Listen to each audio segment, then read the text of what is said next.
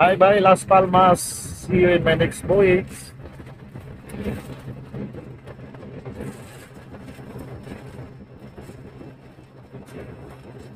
I am happy to see you in a few hours. So now, sailing again, go to Netherlands. Completed bunkering, 132 metric tons only. So now, start sailing again.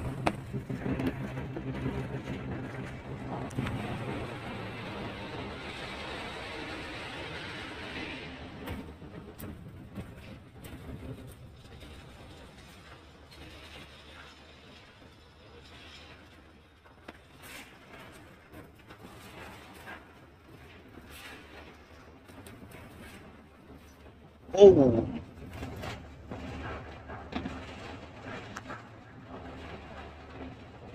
drill ship.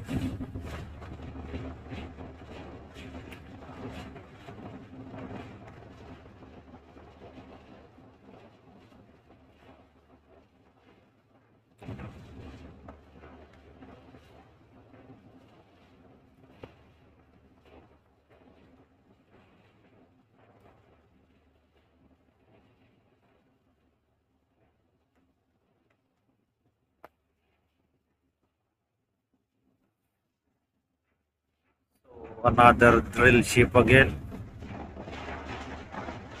Atwood Admiral.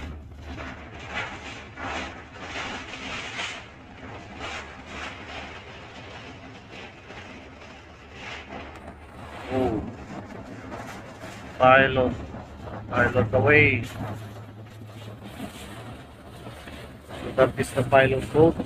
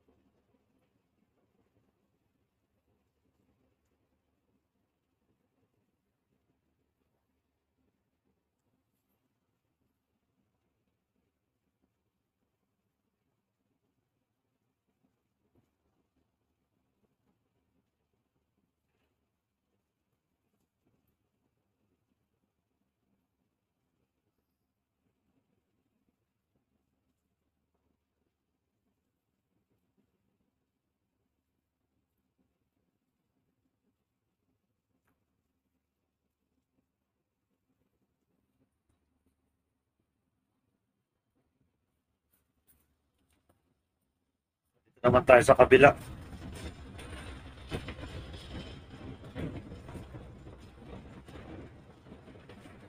Oh, bakit nag-anchorage siya rito?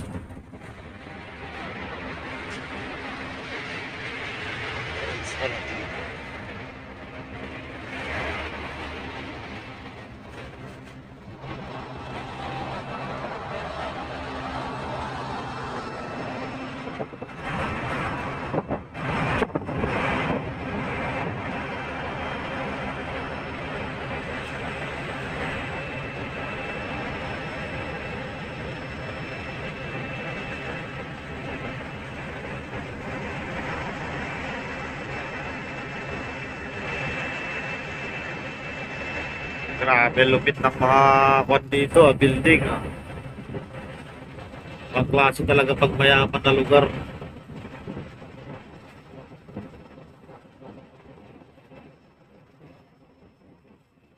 Ito mga ceiling boat. Mga naglalaro lang.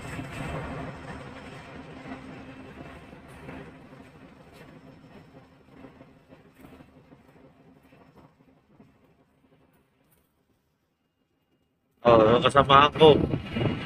Trabaho. Hirap maging seaman. Kala nila madali lang. Pero mas mahirap din walang trabaho.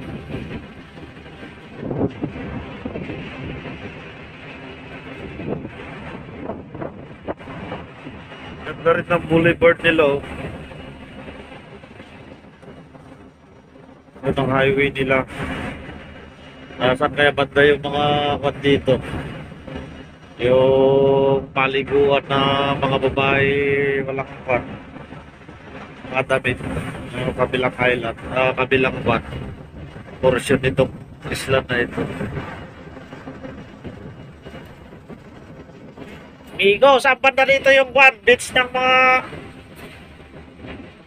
yung nag-uhubad. Ahubad, saan banda? Malayo pa dito yon? Pagbas pa? Ha?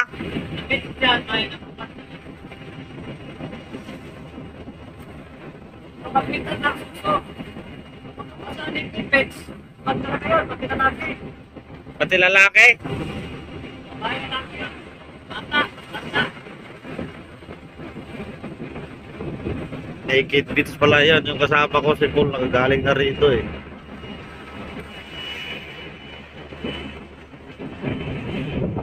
Kagabi may video ako rito pero kwan, hindi talaga kita. Maganda ngayon na may araw na. Kagabi puro ilaw lang eh.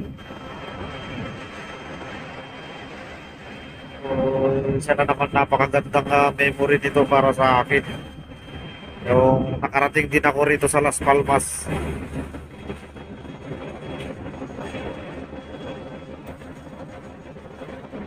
Kasi kung pangkaraniwan ka lang or sabihin mo na may pera ka, pupunta ka rito, gastos ka ng 100,000 rin. Pamasahe pa lang.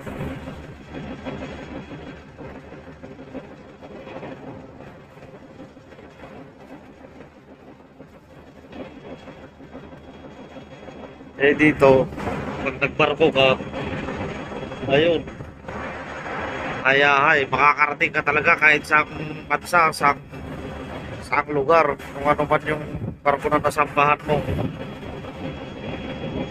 Ito nga barko ko na to, naka-steady lang kami minsan sa isang bansa, pero ngayon nagkataon lang na napasama ako rito sa biyahe. Ayan.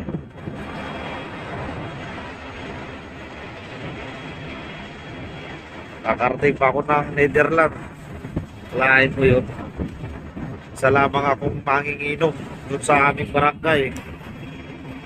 Halos pamilya ko nga rin eh. Walang tiwala sa akin.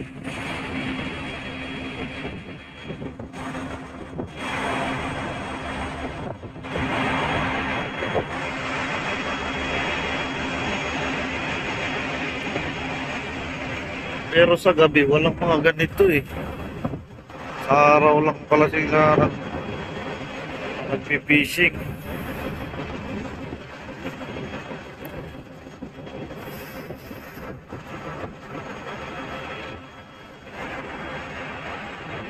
Mga naka-porage din, pero hindi ganun karami ang mga barko rito. Hindi katulad sa Singapore na sobrang dami.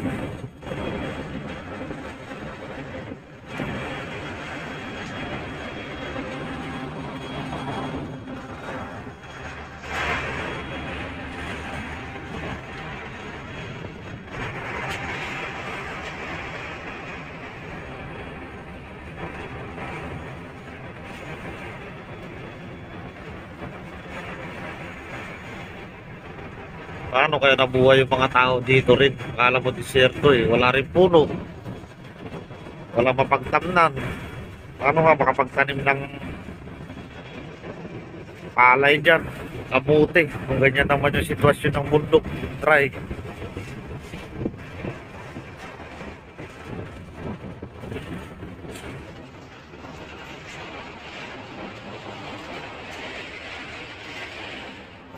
Di pa tayo sa kabila.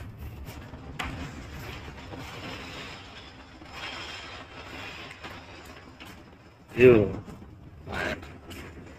Oh, may papasok din.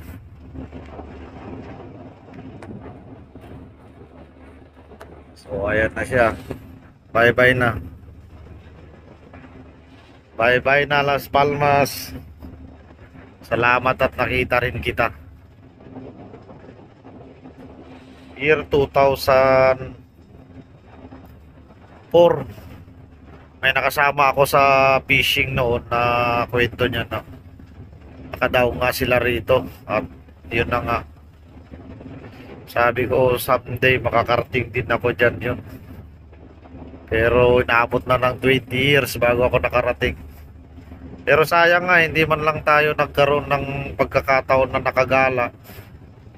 Makabili man lang ng souvenir ng Las Palmas.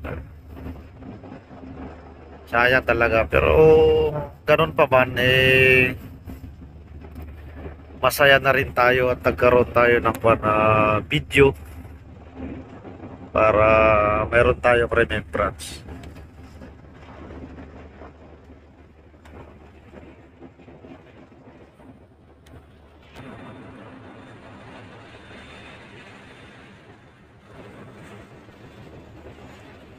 Parang may kwan din sila rito oil field. Kasi mga stakan ng crudo ito oh.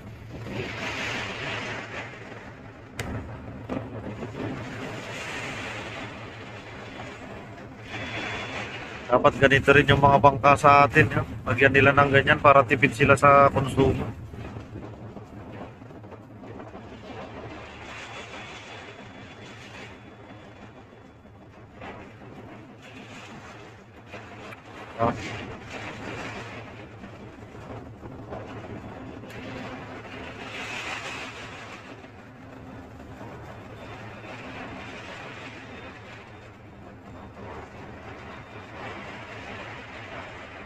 Yun, may batas din pala na bundok to.